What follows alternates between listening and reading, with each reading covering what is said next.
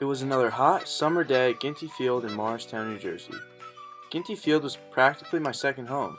It was where I spent 6 years playing Little League Baseball from the ages of 6 to 12, and during that time span, it was rare not to find me there during baseball season. Baseball was my passion as a kid. From t-ball, to practicing my pitching on my front lawn with my dad, to all the practices and games I competed in, I could never get enough of America's favorite pastime.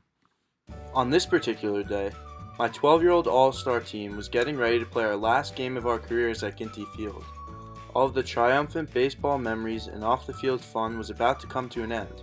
However, there was still one more game of baseball left to be played, and I was ready to give it everything I had, playing on the field I loved.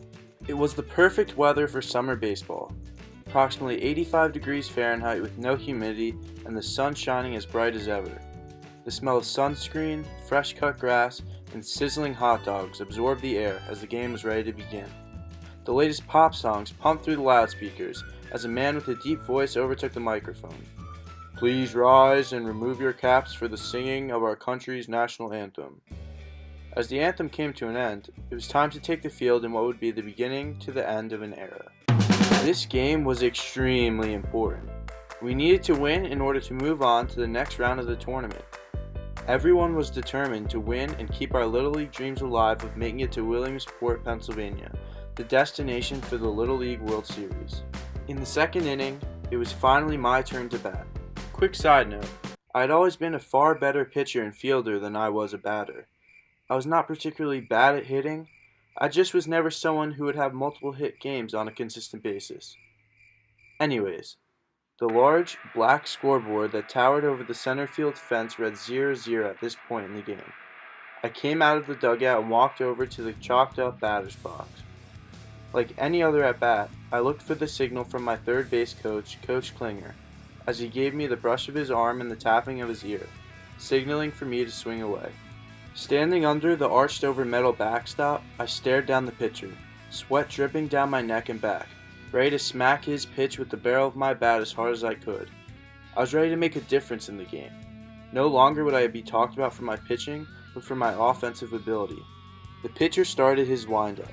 Here we go, Zane. Here we go, 1-8, echoed out of the dugout as my teammates encouraged me with their chants to get on base safely. Out of the corners of my eyes, I could see the fielders assume a ready position, anticipating the scuffed-up white ball with bright red seams to bounce their way. As the pitch was on its way, I allowed for my muscle memory to take over. I swung my navy blue Nike bat at the first pitch, and immediately I knew I had made solid contact. As I started running towards first base, I could tell the baseball was headed towards the gap. I made a wide turn before stepping on first so I could try to stretch the hit into a double. I ran as fast as I could as the tan dirt kicked up into the air from my black rubber cleats.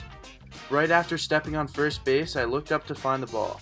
As I cranked my head to the right, I'd felt something I had never felt before. I turned my head just in time to watch the ball brush over the yellow topping of the outfield fence in right center field. As I now jogged from first to second base, my brain blocked out any outside noise. For a few short seconds, I was left solely with the thoughts inside my head. I could not believe I had finally hit a home run at Ginty Field. That day was no longer just another day where I played a baseball game, but a day that would become the greatest day of my life. While jogging from second to third, I could see my teammates jumping up and down with excitement in the dugout.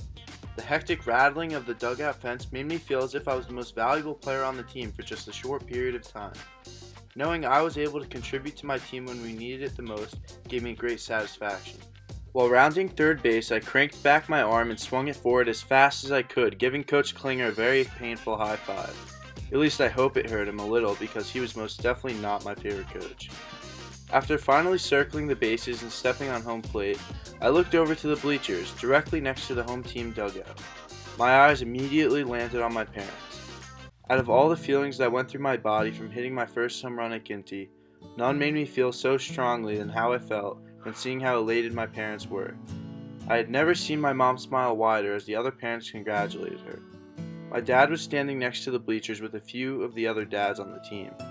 As the other dads gave him a pat on the back, my dad made eye contact with me. Without saying anything, I could tell how proud he was of me. I'll never forget the sense of pride I was able to reward my father with. As my team went on to win the game, all I could think about was what would be my favorite baseball memory. While hitting a home run was somewhat common in All-Stars because of the young talent that was on display, it meant everything to me that I was finally able to hit one after all of the hard work I had invested into the game. To this day, everything I've described is still fresh in my mind. However, no image is more crystal clear than the faces of my parents after stomping on home plate. Making my parents proud of me is one of the greatest feelings I have ever felt. I would do anything at any time to make my parents feel that they have done right by me. Now that my baseball career is over, I have other dreams and aspirations for my future. If I can apply the same work ethic towards my academic and career goals, I know someday I'll be rewarded with the same feelings and emotions from the time I hit my first home run at Ginty Field.